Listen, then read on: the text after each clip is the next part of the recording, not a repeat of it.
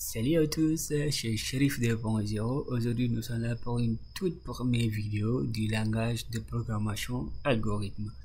Alors, avant de tirer en longueur, je vais vous inviter d'abord à vous abonner et d'activer la cloche de notification. Alors, je vais attaquer aujourd'hui la structure de base du langage algorithme.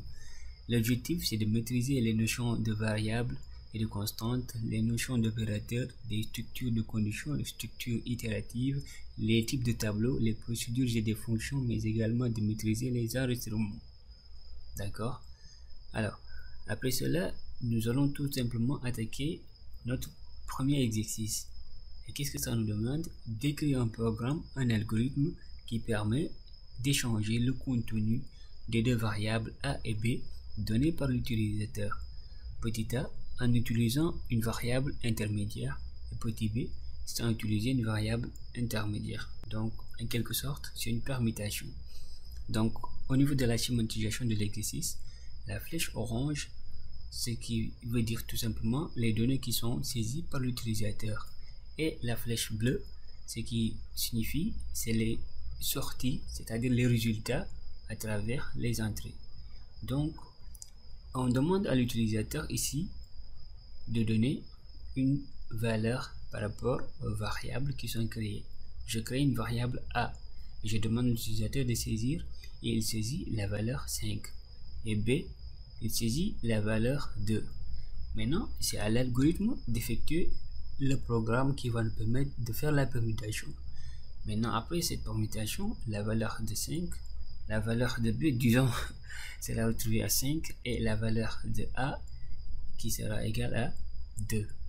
Donc tout ça, c'est grâce à notre valeur intermédiaire qui est la valeur C, la variable intermédiaire du coup. Donc voici le tableau récapitulatif du moins, donc qui va nous permettre un peu de faire cette permutation en toute simplicité. Alors là on est sur la partie pratique. Donc dans un programme algorithme, il faut toujours commencer par le mot-clé algorithme, suivi le nom de l'algorithme. Donc ici, dans notre cas, je vais écrire algorithme et permutation comme étant le nom de notre programme. Permutation. Ok. Alors, après le nom, nous allons essayer de déclarer les variables. Par exemple, les variables, nous aurons A, la variable B et la variable C, donc qui sont tous des entiers. C'est bon? Voilà. Donc A, B et C qui sont tous des variables. Mais ce qu'il faut se comprendre ici, les valeurs et les variables primitives, ce sont A et B. Et la variable C, c'est une variable qui est une variable intermédiaire. Ok? Donc c'est cette variable qui va nous permettre de faire la permutation. Alors, toujours avec le mot-clé début et fin, parce que voilà, disons que dans chaque programme, on a toujours le début et la fin du programme. Ok, alors c'est dans cette rubrique que nous allons essayer d'insérer les instructions qui vont nous permettre de faire notre permutation avec l'utilisation de notre variable intermédiaire qui est la variable C. Alors, on va commencer par le mot-clé écrire, comme écrire, c'est-à-dire pour afficher quelque chose à l'écran. Écrire, pardon, veuillez saisir la valeur, par exemple la valeur de A. Ok, et on va lire la valeur de A. C'est bon? Et là on va dire écrire, toujours, pardon, entre parenthèses et guillemets, voilà, veuillez saisir la valeur de B. On est d'accord? Et là on va lire, pardon, on va lire B. C'est bon. Là, on a dit écrire, veuillez saisir la valeur de A, lire A. Écrire, veuillez saisir la valeur de B et lire B. Alors, qu'est-ce que ça signifie? Par exemple, là, on demande à l'utilisateur de donner une valeur qu'on va affecter à la variable A. Donc, par exemple, ici, l'utilisateur donne 5. Et là, l'utilisateur donne par exemple 10. Vous voyez, donc cette valeur 5 sera affectée à A et la valeur de 10 sera affectée à B. On est d'accord? Alors, maintenant, comment nous allons faire pour faire la permutation avec l'utilisation de notre variable intermédiaire qui est la variable C? Alors, nous allons tout simplement commencer par cette variable même qui est la variable C. Nous allons l'affecter à la variable A, du moins, pardon, la variable A. Ok, ça c'est la première étape. Donc, deuxième étape, c'est la variable A, pardon, A, qui sera affectée à la variable B. Donc, le contenu de la variable A sera affecté à la variable, pardon, la variable B sera affectée à la variable A. Ok. Et la troisième partie, donc la variable B sera affectée du coup à la variable C. Alors, qu'est-ce que ça signifie? Je vais expliquer cela par des commentaires, bien sûr. Donc, pour rappel, hein, les commentaires ne font pas partie du programme, ok?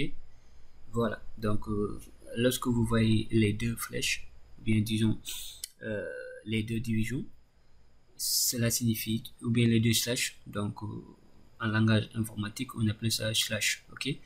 Donc, pour ceux qui ne font pas du pur informatique, je veux dire les touches de division. Maintenant, quand vous voyez ça, c'est juste pour vous dire que c'est juste voilà, des explications que j'apporte, mais ça fait pas partie du programme proprement dit, ok? Alors, là, qu'est-ce que ça signifie? La variable A est égale à combien? Donc, la variable A, pardon, la variable C va contenir la valeur de la variable A qui est égale à 5. Donc ici, C est égal à 5. Ok, on est d'accord. Et la variable du coup A sera à nouveau égale à 0 parce que son contenu est affecté à C. On est d'accord. Alors, là aussi, qu'est-ce que ça signifie? La variable A, du coup, sera affectée au contenu de la variable B qui est égal à 10. On est d'accord? Donc là, on va dire A est égal à 10. Et B, du coup, sera égal à, oui, est égal à 0. Parce que son contenu est affecté à A, donc il est vide. C'est bon. Alors, maintenant ici, on dit quoi? B, la variable B, pardon, la variable B est affectée, ou bien est égale au contenu de la variable C qui est égal à 5 ici. Ok? Donc, B reçoit 5 et la variable C sera retrouvée avec un 0, tout simplement.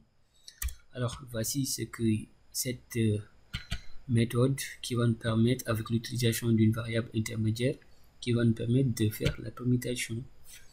Maintenant, nous allons essayer d'afficher, n'est-ce pas, le résultat avec écrire, n'est-ce pas, la nouvelle valeur de A, parce que c'est une nouvelle valeur qui sera affectée et est égale, ouais, est égale, pourquoi pas, est égale, ou bien, ouais, ou bien et 2 points, pardon, j'ai mal un peu à la gorge. Alors, est égal à la variable A, c'est bon. Encore écrire pour la variable B, pardon, la nouvelle valeur de B et 2 points, virgule B. Alors, je pense qu'il y a des amis qui vont me demander, mais Sharif, tu as mis la valeur disons la nouvelle valeur de A est égale à A et la nouvelle valeur de B est égale à B. Et qu'est-ce que ça signifie? On n'a pas compris. Alors, ça signifie tout simplement que ici, tout ce qui est écrit, par exemple, à partir d'ici, tout ce qui est écrit dans les guillemets sera affiché intégralement à l'écran. Donc ici, la nouvelle valeur de A, ça va s'afficher comme ça à l'écran, est égal maintenant ici, au lieu de la variable A qui va s'afficher, mais c'est son contenu, c'est-à-dire le contenu de la variable A, c'est-à-dire la valeur de 10. Donc ici, au lieu de A, c'est 10 qui va s'afficher. On est d'accord? Voilà. Et là, pareillement, B est égal à combien? Est égal à 5. Voilà. Donc ici, c'est 5 qui va s'afficher à l'écran. On est d'accord? Donc c'est pas la variable en tant que telle, mais c'est la valeur de la variable qui va s'afficher. Voilà. Alors là, on est sur la deuxième partie, là où on nous demande de ne pas utiliser une variable intermédiaire, donc sans utiliser une variable intermédiaire. Alors là, l'utilisateur, on nous demande la valeur de A, il donne par exemple 3, et la valeur de B, il donne 7.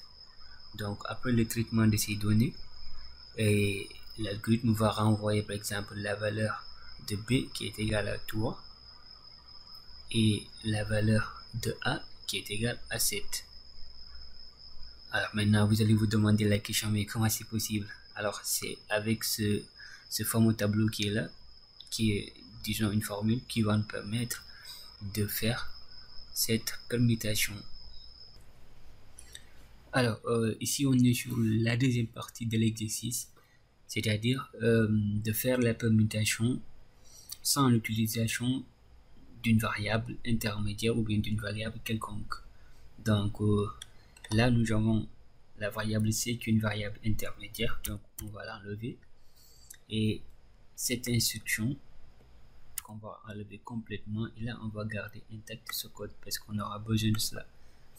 Alors cette partie, comment nous allons faire pour pouvoir effectuer cette permutation sans pour autant ne pas utiliser une variable quelconque? C'est bon?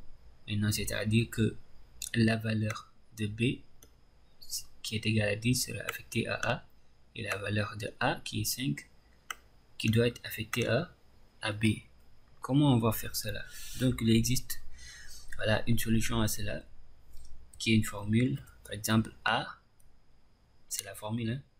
A est affecté toujours, donc est égal, mais vu qu'on est en langage algorithme, on n'écrit pas directement égal, on écrit affecté. Ok, alors la variable A est affectée à A plus B. On est d'accord? Je vais mettre un peu d'espace. Ok, pour un peu de lisibilité au fait. Alors la variable B est aussi affectée à A moins B. C'est bon? Et la variable A à nouveau, bien sûr, est affectée à aussi A moins B. C'est bon. Alors, j'ai pas inventé ça, hein.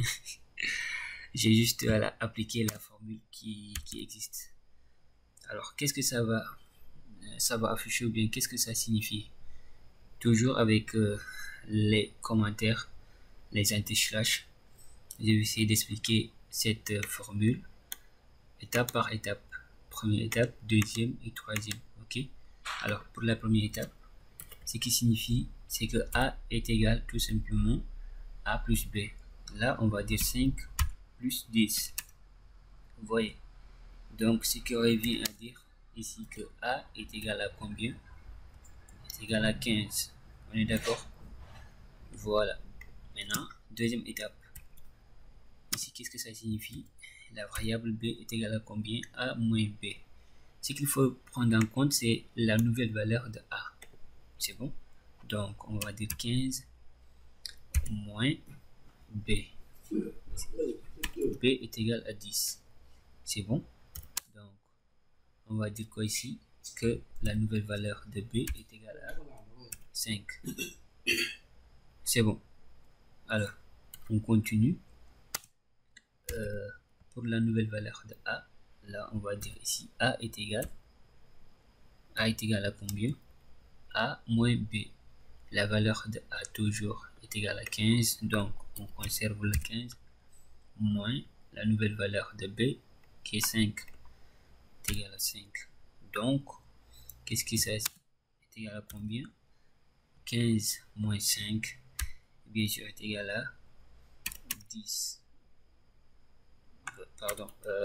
Donc, ici, la valeur de A est égale à 5, disons 10.